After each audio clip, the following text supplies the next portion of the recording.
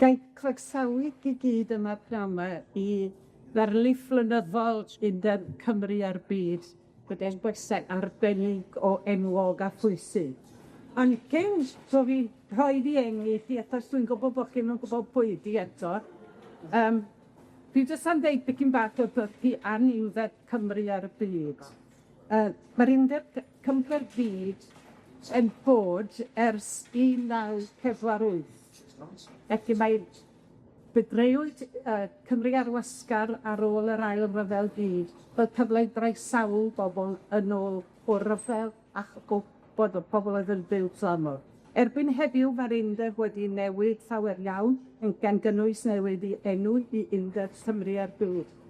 Ac fel y byd i gyd, mae bob peth yn newid dros amser. Un o'r pethau dyn ni'n hynod o falch ohono fo ydy bod ni fel Undeb wedi cael perthynas arbennig gyda'r Eisteddfod Genedlaethol am flynyddoedd beth. Yn gyntaf, roedd yna groesawu y bobl oedd yn dod o dramor, a mae'n siŵr bod rhai onoch chi'n cofio, a rhai onoch chi, Beth Orinne, wedi cymryd can yn y digwyddiad oedd yn digwydd a wnawn pnawn a croesawu, mae gannoedd ohono ni ar y llwyfan. Ac erbyn yn ystod y blynyddoedd dwytha yma, lle ni wedi cael rhywun yn cynrychioli ni fel arweinydd Cymru a'r byd, ac yn siarad yn y gyfanfa. Ac dwi'n siŵr bod chi gyd neu bron cafon os i wedi clywed y neges Maxine Hughes yn arbennig iawn.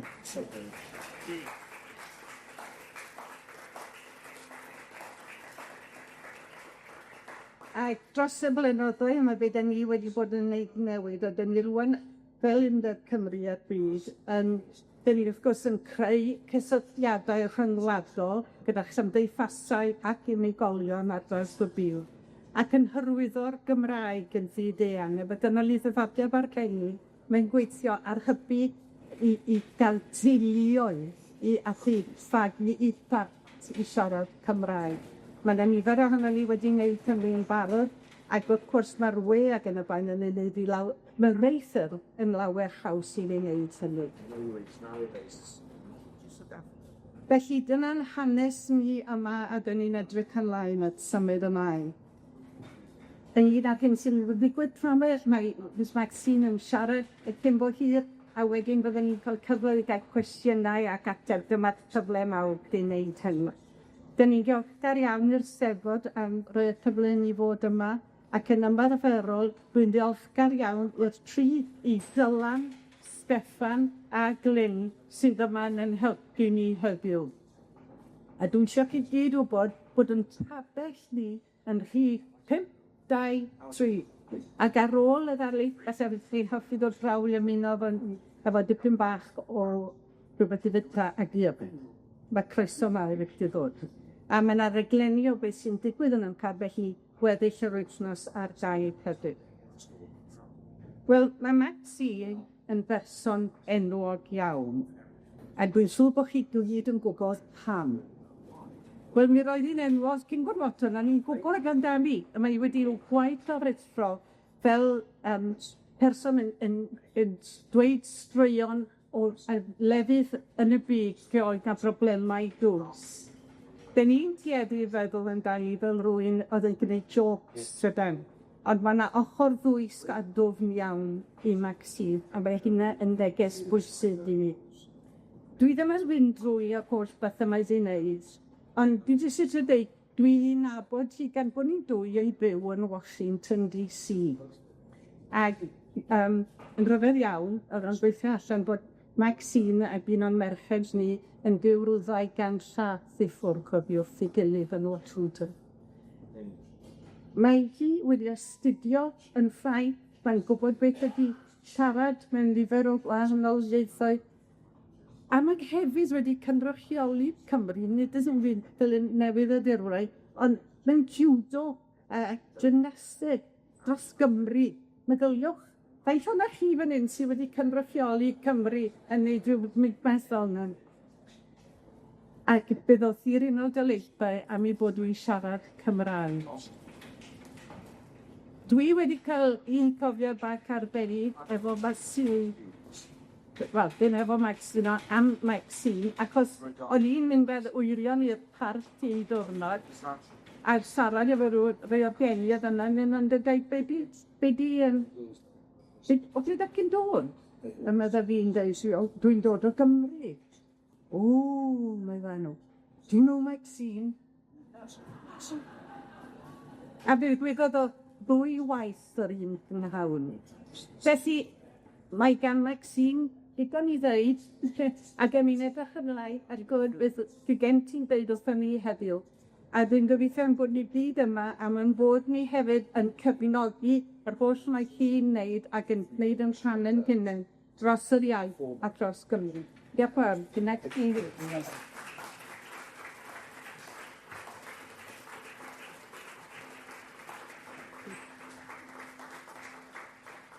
Diolch yn fawr, Prana i llaw. Dwi'n ymladd sydd yn erbyn y gwynt, ydy weithio, a chi'n gallu clywed fi'n iawn.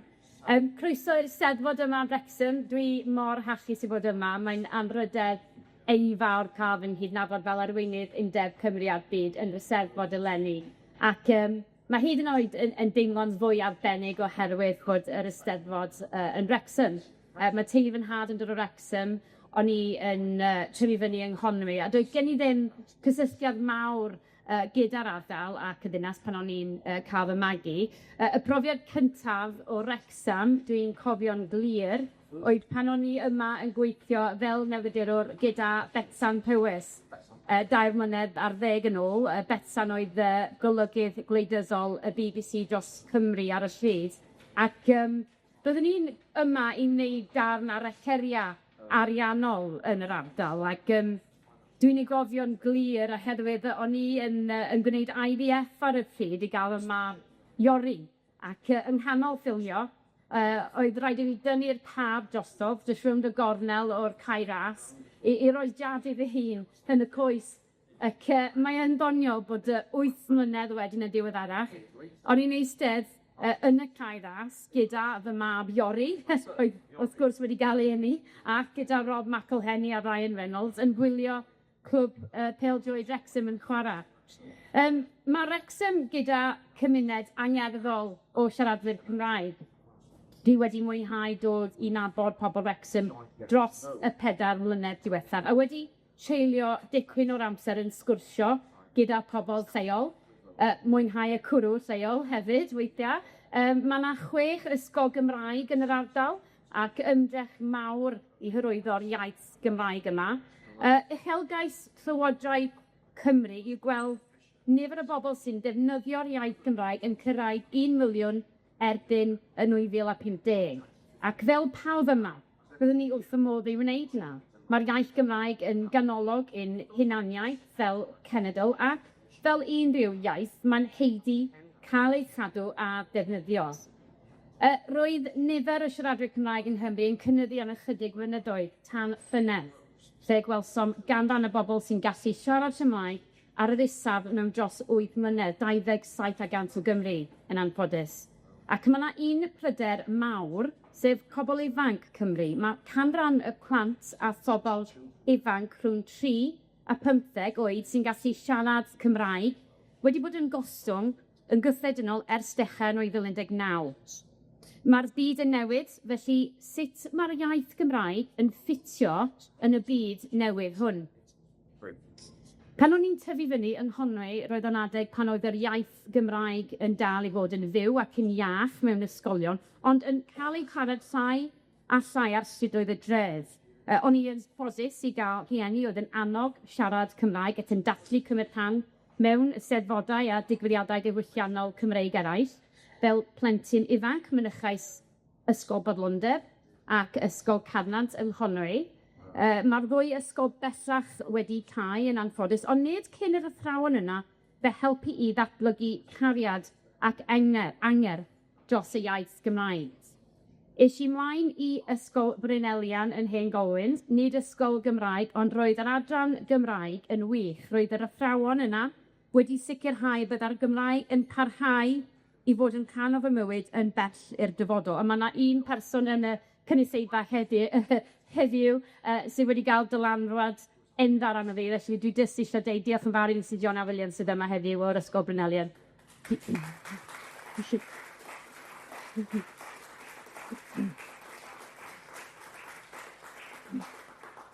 Eis i ddim i brifysgol yng Nghymru a nes i ddim dilyn gyrfa drwy'r iaith Gymraeg i ddesba chwaith. Gadewes i Gymru i astudio yn Ffrainc ac yn awyddus i dysgu Ffrangeg, ac yna wedyn ymlaen i astudio yn America, ac yn prifysgol yn America. Pan ddechreuais i Gymru am gyfnod, defnyddiais i Gymraeg, ond wedyn nes i agor Gymru eto, ac doedd e ddim tan i mi fyw yn Nhwrci, dechreuos feddwl am weithio trwy'r gyfrwng Gymraeg ar ôl symud i Washington DC, ond i'n sylwi fod gallu ddefnyddio'r iaith Gymraeg tramor yn gallu bod yn mantais fawr. Fel newyddiadurwr, dwi yn credu bod cyfryngau Cymraeg teg a chicbwys yn allweddol i'r ymgyrch dros yr iaith Gymraeg. Creu penawdau yn y Gymraeg, mae o'n rhywbeth dwi wedi siarad am yn aml iawn, dwi'n teimlo'n gryf iawn amdano. Ond be dwi'n feddwl yw'r syniad bod ni fel newyddiadurwyr, fel y cyfryngau, yn gallu arwain yn y Gymraeg. Does dim rhaid i ni aros i glywed y newyddion a pethau'n digwydd yn Saesneg gyntaf. Ni angen hystadlu gyda beth bynnag sy'n mynd ymlaen yn y cyfryngau Saesneg. Fel newyddiadurwyr Cymraeg, da ni yn gwynebu heb dyddiol. Mae'n rhaid i ni gyflwyno cynnwys cryf sy'n addysgu ei wilwyr gan weithio'n ddwyieithog yn aml iawn, ac mewn mannau lle nad yw'r iaith yn cael ei siarad. Da ni yn cysadlu gyda rhyw'r cyfryngau Saesneg. Mae'n rhaid i ni weithio'n galed i ddod o hyd i ffurf newydd, creadigol o weithio. Mae'r cyfryngau Cymraeg wedi eu tanariannu ac yn cael eu tanwerthfawrogi. Pan fydd stori newyddion fawr yn digwydd yn ddwle yn y byd, byddwn yn gwylio newyddion Saesneg ac yn gwylio newyddion ar ysgrifennu. Mae miliynau yn gwylio'r sianeli Saesneg. Ond hyd yn oed heb yr un cynulleidfa, ac yn bendant heb yr un cysideb, mae'r newyddiadurwyr Cymraeg yn cyflwyno cynnwys, dwi'n meddwl, sydd yn cystal. Pan darodd daeagryn Dwrci, roedd y tîm newyddion SRF o Iwan Griffiths a Rodri Llywelyn yn teithio i'r ardal ac yn dechrau gweithio'n galed yn syth. Roedd eu adroddiadau noson ar ôl noson yn sensitif, yn addysgiadol, yn dynamic ac yn wreiddiol. Oedden nhw'n cystadlu gyda'r adrodd cryfaf ar y llwyfannau Saesneg ac yn fy marn i yn ennill. Ond ni beithiodd Iwan a Rodri i'r daeagryn Twrci gyda'r un faint o adnoddau ar y cydgweithwyr Saesneg. Fel siaradwyr Cymraeg, dwi yn credu dylwn ni wneud bopeth i gefnogi S4C. Heb blatfform cyfryngau yn yr iaith Gymraeg, dwi yn credu y bydde pethau yn wahanol iawn. Mae S4C yn darparu cynnwys dyddiol i bobl Cymru yn ein iaith ein hunain. A thros yr ychydig flynyddoedd diwethaf, mae'r sianel hefyd wedi dod ar Gymraeg i'r byd.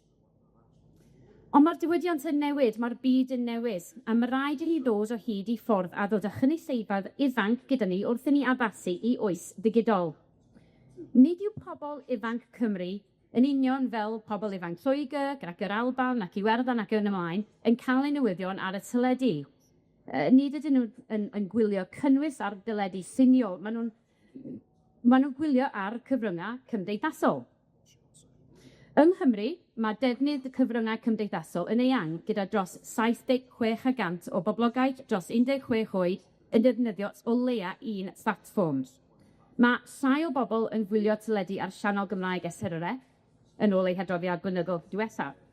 Ond mae'r cynulleidfa digidol yn tyfu, gyda 14% o'r gwylior yn digwydd ar-lein trwy BBC iPlayer, Click a YouTube.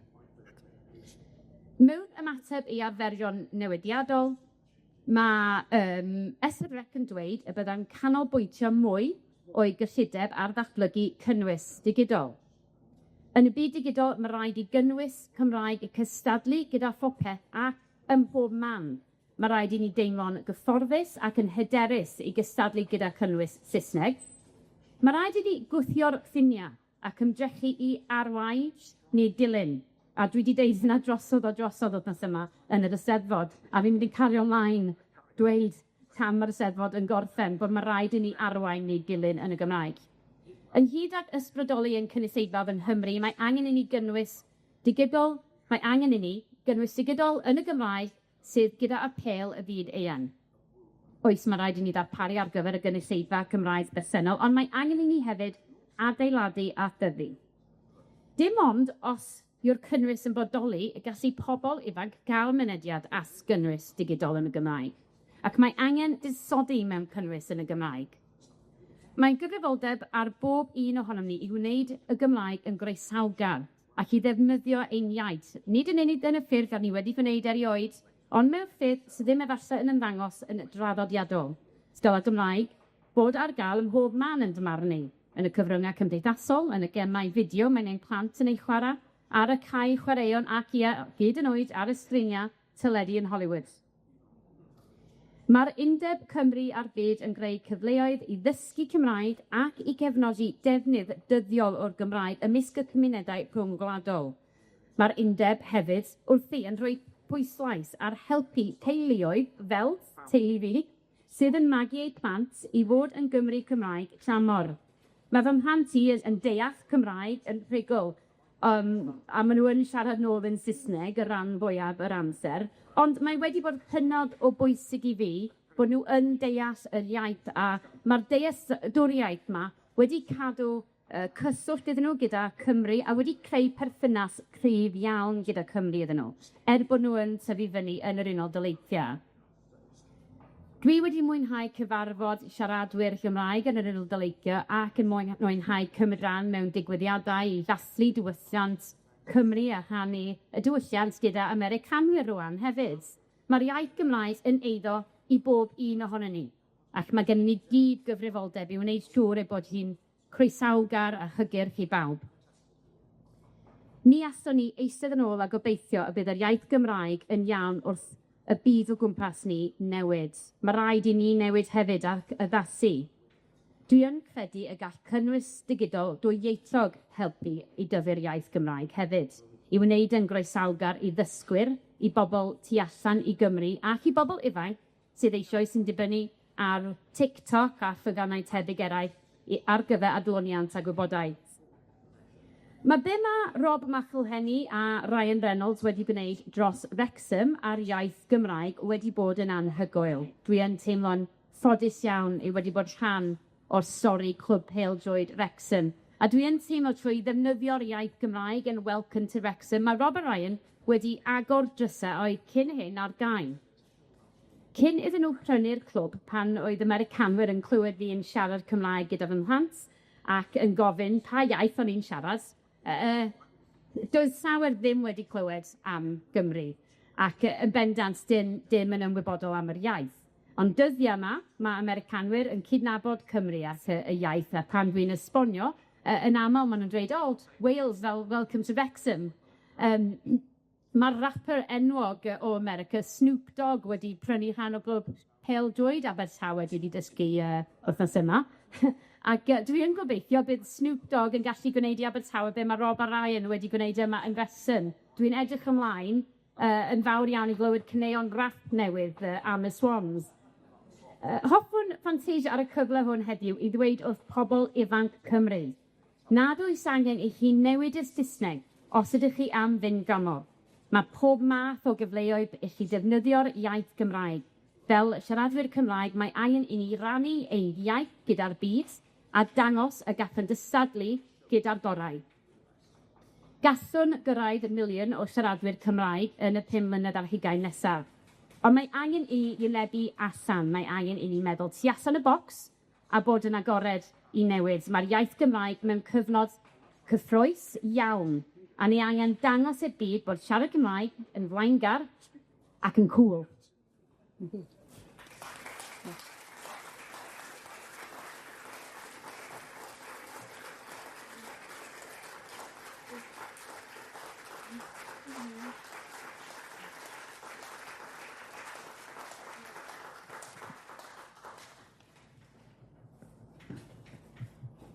Wel, diolch yn fawr iawn i ti, Maxine. Rhoi darlith diddorol i ni, a profocio ni, a yn rhoi sialens i ni. A rwan ydy'r cyfle i chi ofyn eich cwestiynau. Dwi'n siŵr bod yna gwestiynau, a da ni ddim eisiau neb bod yn swyl yma. Wel, da i yn barod, be di?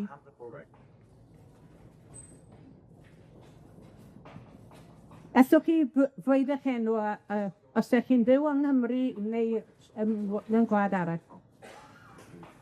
Bowen Morgan, byw yn Llambeg. Diolch yn fawr, Maxine. Gai ofyn, mae efo'r pethau digidol yma rwan, a mae'n rhywbeth sy'n poeni ni yn fawr. Sut da ni'n mynd i dorri fewn i'r pethau digidol, ar y ffôn, TikTok, ar ein i dydd. Mae eisiau ni wneud yn cael y Gymraeg yna, ond beth yw'ch awgrymu i ni fedru wneud hynny? Diolch. Wel, yn fy marn i, yr ateb i'r cwestiwn yna ydy, mae rai ni wneud cynnwys dwyieithog. A da ni gweld ar TikTok ar hyn o bryd, mae yna gymaint o gynnwys dwyieithog. Mae yna cynulleidfa enfawr. Bydd ni biliynau o bobl dros y byd sydd yn gallu gwylio y cynnwys yma.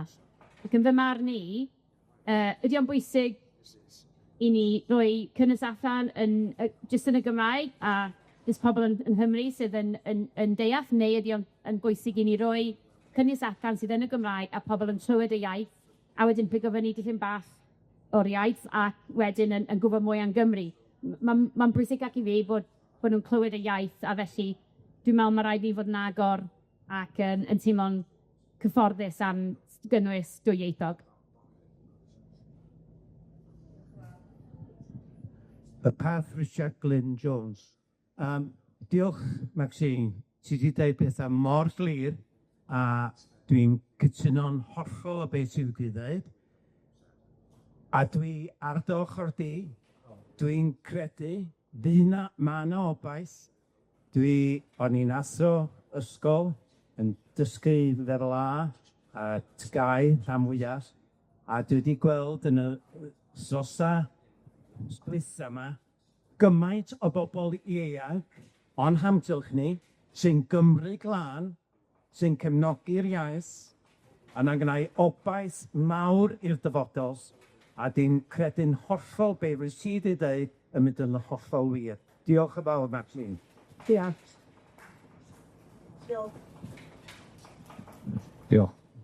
Diolch am sôn am gymaint o... cyflwyno fe. Kelvin Williams o'r Iseldiroedd, gynt o Washington DC, yn bydd o'n i wedi gadael Telisbi symud yna. Ond pwynt sgynna i yn dilyn y rhestr nes di roed o blatfforma sy'n bosib cael rhaglenni Cymraeg. Mor dris mae llawer o'n ni ar dros y byd, o BBC Sounds wedi stopio tu allan i'r Deyrnas Unedig. A dwi'n gwybod os bosib i ni fel cyddeithas fel Cymru a'r byd, rhoi rhywbeth o bwysau ar y BBC. A nes i mon clywed bod hyn wedi digwydd gan y Gymdeithas Gymraeg yn Patagonia. A mae'n ddys iawn bod ni'n ddim yn medru gofyn i Alexa neu un o'r lleill jyst i chwarae Radio Cymru neu Radio Cymru 2 dyddi yma. Ie, yn bendant, a dwi'n cytuno yn fwyr. Dwi'n meddwl hefyd, mae'n bwysig i ni gofio, mae BBC yn un platform. Pan da ni yn mewn i'r byd digidol, mae gennym ni o holl byd o flaen ni, ac mae'n bwysig i ni fel Cymru creu perthynasau gyda cwmnïau, gyda platforms tu allan y Deyrnas Unedig. Ac mae yna lefydd arall i gynnwys Cymraeg. Dwi ddim yn gofio bod y hyd ar y BBC. Dwi ddim yn gofio bod ar S4C.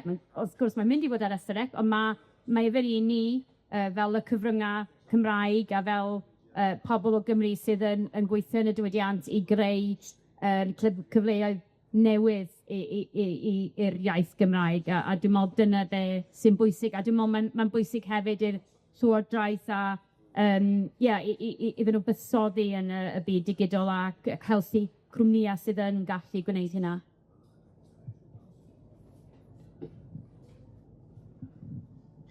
Helo, Eli Medhaf, dwi'n byw ym Mro Morgannwg, ond dwi'n gweithio fel pennaeth celfyddydau rhyngwladol Cymru. Diolch yn fawr, Maxine, o'n i'n ymagra'n gwylio chdi ar y teledu nos Sul, hefyd o'n i'n mynd yr oedran, o'n i adra yn gwylio. Jyst isio gofyn ydw i, da ni'n gweithio fel y tîm yn rhan o'r raglen o'r enw gwrando ar ieithoedd brodorol y byd. Mae yna 6,500 o ieithoedd yn y byd sydd yn dod i marw yn yr 15-20 mlynedd nesaf. Mae'r Gymraeg yn lled saff, ond dim ond am reidio gawda ymhellach neu falle canrif os ydyn ni'n lwcus. Mae yna chwaeroliaeth ieithyddol sydd yn digwydd drwy o dan adain UNESCO ac cyrff eraill. Ond be ydi'r drafodaeth yn yr Unol Daleithiau llefydd eraill, lle mae'r Unol Daleithiau wedi tynnu allan o UNESCO ar hyn o bryd, a be ydi cyfrifoldeb Cymru a'r byd a ni fel pobol i gefnogi efo cynnwys, efo cydweithio efo ieithoedd eraill. Sgen ti fewnwelediad i hynny'n, efallai yn Ynys y Cwpan, ddylswn i ddweud fel gogledd America yn hytrach na jyst yr Unol Daleithiau, falle. Falle, well i am pigo fyny gynta o ran yr undeb, roedd yn hoffai ychwanegu. Ie, dyn ni fel undeb wedi bod yn y gorffennol yn rhoi pwyslais ar rhoi croeso nôl i Gymru oedd yn dod ac yn ei dathlu nhw'n Eisteddfod yn oedd rhan bwysig iawn. Dyn ni rwan yn trio gweithio fel bod ni'n sylweddoli bod ddim mater o ddod yn ôl a cael croeso, ond mater o bartneriaeth efo'r Cymru a'r bobl sydd yn dysgu Gymraeg a fath o dramor hefyd. Mae yna bosibiliadau i ni gydweithio. Lle ni, enghraifft, dwi wedi byw dramor ers 83, heblaw fel blynedd yn Llundain. A ddim ond pan ddeis i fyw yn Washington rhyw 9 mlynedd yn ôl, es i gyfarfod â Chymdeithas Gymraeg. Mae'n bwysig fod rhywbeth lot o'noch chi yn nabod Cymru sydd yn byw dramor. Ac dyn nhw ddim yn cadw cysylltiad o bobl, maen nhwtha hefyd yn trio magu plant yn y Gymraeg, neu trio neud y balancing act felly. A felly dwi'n meddwl bod yna un peth ymarferol iawn gall bobl wneud i'n helpu ni wedi cysylltu â ni. Os dynwch chi gysylltiadau dramor, a gystynwch chi gymdeithasau Cymraeg dramor hefyd, fel bod gynnon ni ryw fath o wybodaeth. Mae gynnon ni restr mawr o enw cymdeithasau, ac wrth gwrs, pan ddech chi wedi rhyw restr o dros 200, mae pethau newydd yn gyflym. Mae nifer o bobl yn symud a wedyn ddim yn gyfer enw ymlaen i bobl eraill ac yn y blaen. So mae cael y cysylltiad yna yn bwysig. Mae o'n rhywbeth oedd yn helpu ni i gyd i hybu'r Gymraeg hefo'n gilydd ac i roi cyfleoedd fel yna. A dwi'n meddwl hefyd ein bod ni yn sylweddoli rŵan, a mae mae'r cyfryngau wedi gwneud pethau lawer yn haws, ond mae'n adegau pan mae'r Cymru sy'n byw dramor yn gallu helpu efo peth o'r gwaith sydd wedi bod yn neud. Mae'n olas wedi bod yn digwydd ar enghraifft fod llyfrgell genedlaethol yn y blynyddoedd diwethaf. Dwi'n gwybod os oedd hynna'n god cynt, ond dwi fel rywun sy'n Ngogledd America wedi gweld presenoldeb y llyfrgell genedlaethol am y tro cyntaf, achos fi ddim wedi sylwi o blaen, ond ni fod yn dod ac yn bresennol yn y mudiad mwy, chi'n gwybod, yn y daclu blynyddol sydd efo nagfal. A mae hwnna'n beth mawr. Un peth arall y ceis wybod, mae yna gynnydd yn yr Unol Daleithiau o faint o bobl sy'n dysgu Cymraeg. Dwi wedi fysynu faint o Gymru sydd yn dod o dras Cymraeg, sy'r ail trydydd pedwerydd cenhedlau, y bobl, mae rai fi di gyfadde, pan o'n i'n iau, a fynd mor fwy, bod nhw'n rhyw fath o gredu o wel os nhw caru Cymru gymaint dylen nhw fod yn ôl. Ac o'n i'n anghywir. Mae'r Cymru yma sy'n byw dramor, ac yna o dras Cymreig, mae o yn eu bodolaeth nhw, ac maen nhw'n ddefnydd fynd i ddarganfod hanes be ni Gymru wedi wneud dros y canrifoedd, ac hefyd yn gallu cyfrangiad be maen nhw'n wneud rŵan hefyd i gadw ymlaen efo'r iaith. Dwi'n gwybod sy'n ateb y cwestiwn, dwi'n gwybod. Mae'n bwysig hefyd, cofio, mae yna lywodraeth Cymru yn i Washington DC, a maen nhw yn gwneud dipyn o waith, ond fi'n siŵr bod yna lot mwy o waith dwi'n gallu wneud. A ie, nhw wedi gael iaith.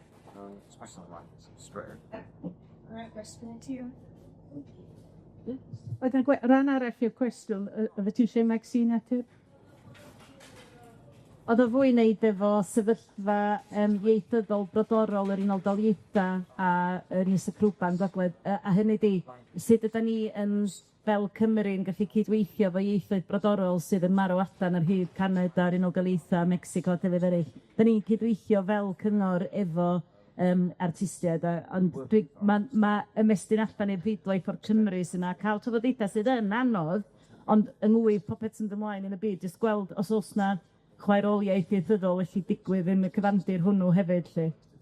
O, dwi'n meddwl bod 'na'n bendant. O'n i'n neud rhaglen dogfen yn North Dakota cwpl o flynyddoedd yn ôl, ac o'n i'n synio faint o becoedd, oedd fi fath rili yna, ac oedden ni'n gofod ymladd yn erbyn, ac wrth gwrs yn pwyni am golli'r iaith yna. Ac o'n i'n deimlo'n agos iawn at y pobl Native American yna, o'n i'n ffilmio gyda. Dwi'n meddwl bod 'na lot o waith i wneud. Ac swn i'n rili licio cael y cyfle a gallu cael mwy o gysylltiadau fel 'a, rili. Mae o'n faes diddorol iawn, a bydda'r mi gychwyn yn bywyd dramor yn Lesotho. Ac dod y ddolen cyswllt efo Lesotho ddim yn bod yn y debyau hynny. Ond mae yna dros y byd, mae yna gysylltiadau i'w cael, a isio digon o amser ag arian a felly twt eiddo. Helo, Miriam, dwi'n byw Llundain ar y funud. O'n i'n gweld 'dach chi 'di gweud chydig o bodlediadau o blaen. 'Dach chi am wneud mwy, sa chi'n cysidro wneud mwy ynghylch be 'dach chi 'di bod yn siarad am dan wsos yma? Wel, dwi 'di bod yn siarad am lot o betha. Wel, am arwain, am y Gymraeg, a sut 'dan ni'n mynd â pethau ni blaena. Ie, i fi, y beth sy'n bwysig iawn, yn aml dwi'n newyddiadurwr, felly dwi'n edrych trwy lens newyddiadurwr. Ac dwi wedi gweld dros yn yrfa bod weithiau mae cyfryngau Cymraeg yn, achos does gen nhw ddim lot o bres, achos does gen nhw ddim radnolus gyda y cyfryngau Saesneg, maen nhw yn gorfod weithiau aros am rhywbeth yn digwydd yn Saesneg, aros am mae'r cyfryngau Saesneg yn gohebu ar rhywbeth, a wedyn maen nhw fatha cymryd y cynnwys yna a gofod ail-wneud yn Gymraeg. Ac da ni mewn cyfnod rwan newydd a byd newydd lle da ni gwneud bron iawn bob dim ar y iPhones. Felly sy'n esgus i ni fel y cyfryngau Cymraeg gofod aros, da ni ddim yn gofod aros am y ffilm gael ei bwydo mewn a wedyn trwy mewn i Gymraeg. So ni'n gallu creu pethau'n hunan, da ni'n gallu creu y cynnwys ni ein hunan, ac dwi'n meddwl bod o'n bwysig iawn bod ni ddim yn teimlo fel ni'n dod yn ail i'r cyfryngau Saesneg. Da ni'n gofod cystadlu yn erbyn y cyfryngau Saesneg. Os da ni gael y penawda, dwi'n dweud â chi'n gweld gyda unrhyw stori mawr newyddion, dim os pwy sy'n gael y lain gynta, os mae'n rhywun sydd yn gohebu yn Ffrangeg neu yn Eidaleg, mae'r lain yna yn mynd dros y byd, mae'n gael ei gyfeithu. A dyna beth ni'n gallu wneud, sim esgus, da ni'n gallu cystadlu gyda pawb. Mae bobl dros Ewrop yn gysadlu gyda'r BBC, ac da ni'n gallu, fel newyddion esbyrec, da ni'n gallu wneud rhywbeth. So, sut mae'n newid y sefyllfa yna? Sut mae'n creu? Ai arian ydy'r ateb? Neu... Dwi'n meddwl mae'n arian, wrth gwrs, ond hefyd hyder. Ac dwi'n meddwl bod mae rhai o bobl yn poeni am pobl ifanc gadael Cymru, mynd allan o Gymru i astudio, mynd allan o Gymru i weithio. Ond mewn ffordd, dwi'n meddwl, yn enwedig y cyfryngau, mae'n bwysig bod pobl ifanc yn gadael Cymru. Maen nhw wedyn yn gallu dod nôl i Gymru, neu dod ar iaith nôl, neu dod ar cynnwys nôl i Gymru. Gyda profiad o'r byd, a gyda llygad sy'n edrych allan o Gymru, ac gyda dealltwriaeth well o'r byd, ac mwy o hyder. Ac da ni angen hyder, mae pobl ifanc angen hyder yn y Gymraeg. Elin Tudur o Gaerdydd. Dwi jyst eisiau cymanteisio'r y cyfle yma i ddiolch i Maxine am y gwaith gohedu. Fi wastad yn teimlo bob tro chi ar... Dwi'n gwrando'n aml bost nawn ac yn y bore. A bob tro, da chi'n sôn am safon, a oeddech chi'n sôn am Rodri a Iwan. Yn hogia, fi'n cofio, oedd o'n anhygoel. Ond ga i ddeud hefyd, dwi'n teimlo bod yr un diolch gynnon ni i chi am y safon o'r gohedu da ni dderbyn bob tro. A just diolch o galon i chi. Diolch. A mae rhaid i mi ofyn y gwestiwn yma. Mae rhaid i mi, achos mae pawb yn ei hawlio. Ydyn nhw'n dŵad yma wsos yma?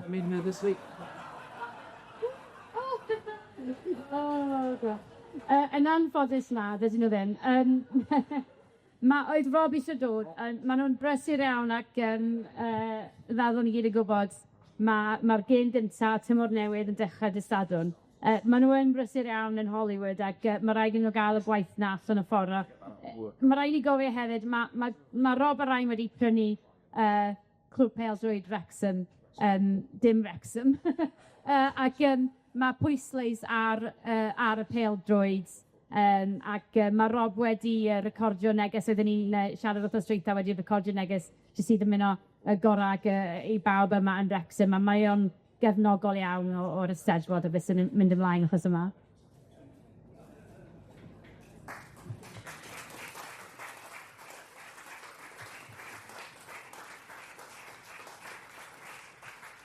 Fel rhywun sy'n byw yn yr Unol Daleithiau ar hyn o bryd, mae gen i gwestiwn i ofyn i ti. Ac mae o'n ymwneud â phawb, ac mae beth ydych chi'n dweud mae'n canlyn hynna, bod ti'n gallu dibynnu ar be mae Maxine yn ei dweud. Sut ydyn ni fel y copoedd yn gwybod beth i'w gredu? Oddi wrth unrhyw o hebydd. Sut gan ni'n gwybod beth sy'n wir a beth sy'n seithio anghywir? Wel, da ni'n ffodus iawn yng Nghymru ac yn y Deyrnas Unedig bod gyda ni y BBC a gyda ni Ystod yr Et, achos oes y pethau yn wahanol iawn heb y BBC a heb Ystod yr Et. Fel da ni wedi gweld yn America, mae cyfryngau yn polareiddio iawn. Yn bendant, mae'r cyfryngau ar y dde wedi helpu ymgyrch Donald Trump, wedi helpu Donald Trump i ennill, a dyna sut mae'n gweithio. Ac fasen y dyfodol, da ni'n mynd i weld y cyfryngau ar y chwith yn helpu Democrats i ennill. Yn fan hyn, da ni'n ffodus iawn bod gyda ni y BBC ac Ystod yr Et. Dwi yn credu bod ni angen y channels arall, y platforms arall i gyd i gysadlu yn erbyn y BBC ac yn erbyn Ystod yr Et i jo bod nhw'n atebol, ond da ni'n ffodus iawn. Ac does dim lot o wledydd nawr dros y byd sy'n gallu deud hynna.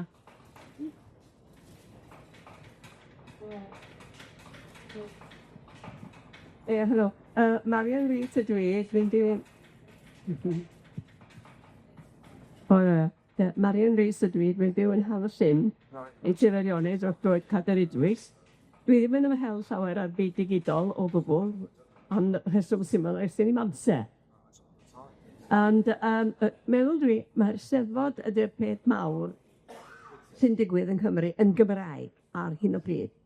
Rwan te, faint o'r Steddfod sy'n mynd i gael ei defnyddio, y ffaith fawr yma o Eisteddfod Genedlaethol, as yw hwn sy'n mynd i gael ei ddefnyddio gan bobl sydd yn creu fideos ac ati, yw anfon allan ar y pwllau digidol yma i'r byd. Dwi wedi siarad efo lot o bobl Saethon sy'n dod i dal y llyn a gofyn iddyn nhw'n banna nhw bod o'n Gymru.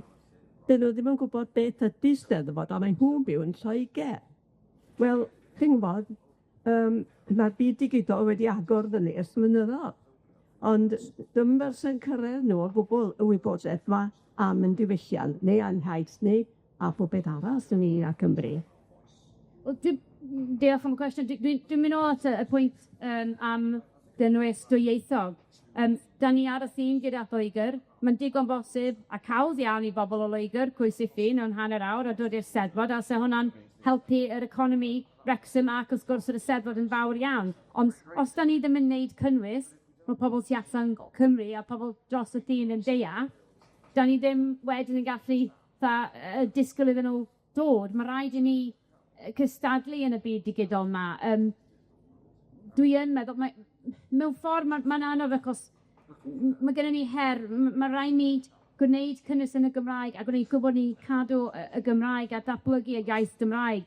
Ond da ni'n gofod, trwy i wneud hynna, da ni'n gofod meddwl tu allan y bocs a bod yn digon hyderus i wneud pethau'n dwyieithog ac trystio'r proses. Bod wedyn, mae'n mynd i ddod â bobl o tu allan Cymru a pobl falle dros Cymru hefyd sydd yn dysgwyr neu sydd ddim yn dysgu Gymraeg o gwbl i digwyddiadau fel yr Eisteddfod. Mae yna rhyw fath o ofyn, dwi'n meddwl, am o gwmpas y cynnwys dwyieithog, a dwi'n meddwl bod o'n sgwennu menadeg rŵan lle mae'n bwysig iawn. Answer un cwestiwn arall. Diolch yn fawr. Gwyn Wigley Evans o Llanddeiniol, Gorllewin Cymru, ar y dinas fwyaf i'r gorllewin yn i Efrog Newydd.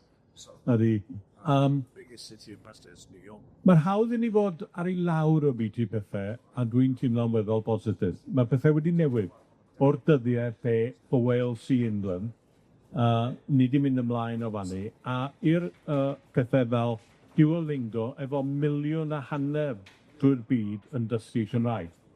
Da ni hefyd wedi newid o'r agwedd a mi oedd o'n dueddol o fod yn y Steddfod o bobl wedi gadael Cymru, wedi troi cefn ar Cymru, a dwi'n gweld hyn fel adnodd i Gymru, bod bobl sydd yn Gymru, Cymraeg, di-Gymraeg, diom bwys, ydy bod nhw'n lys genhadon i Gymru yn y gwledydd lle maen nhw'n byw. A'r pwynt ydy, maen nhw'n deall beth sydd angen i wneud yn y gwledydd yna, well le dyn ni'n meddwl dylai digwydd yn y gwledydd. Allan ni helpu nhw allan, a dyna'r un o'r rhesymau mae Undeb Cymru y byd yn wneud mewn cysylltiad efo'r cymdeithasau yna, Ewi Sant ac yn y blaen, i helpu nhw i wneud be maen nhw eisiau allan yna. Yn bendant, a da ni'n gwerthfawrogi, dwi'n elfen bersonol o be mae'r Undeb Cymru a byd yn gwneud yn America, ac yn amlwg mae'r Undeb yn gweithio dros y byd, a ni angen, ni angen cefnogi'r Undeb, ac dwi'n falch iawn o gallu helpu mewn y corff bach i'n gallu wrthos yma gobeithio dros y blwyddyn nesaf. Ac ar y nodyn yna, ga i ddeud diolch yn fawr iawn i ti, Maxine. Diolch yn fawr. Diolch yn fawr.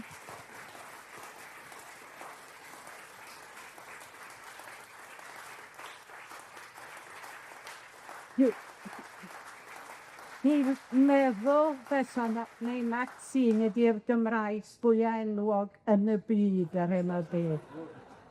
A mae di'n rhoi cyngor i chi bod chi'n ymuno â Cymru ar byd. Dwi eisiau deud diolch i Maxine yn gynt heddiw. Feddygodd rhywun, a mae o'n cefr allan drwy'r drws ar yn unig, dwi'n dweud beddydod o. Dwi'n teimlo bod fi'n nabod Maxine. Dwi'n meddwl bod pawb yma hefyd yn teimlo bod Maxine yn ffrind iddyn nhw mewn rhyw ffordd neu gilydd. Ac da ni diolchgar iawn i ti am ddod, am wneud bod efo ni Undeb Cymru ar dydd, am y gwaith wyt ti'n wneud. A dwi eisiau ti wybod bod Cymru a'r Steddfod ac Undeb Cymru ar byd gyda ti wthnos nesaf ac ymlaen. Diolch yn fawr iawn, Bob.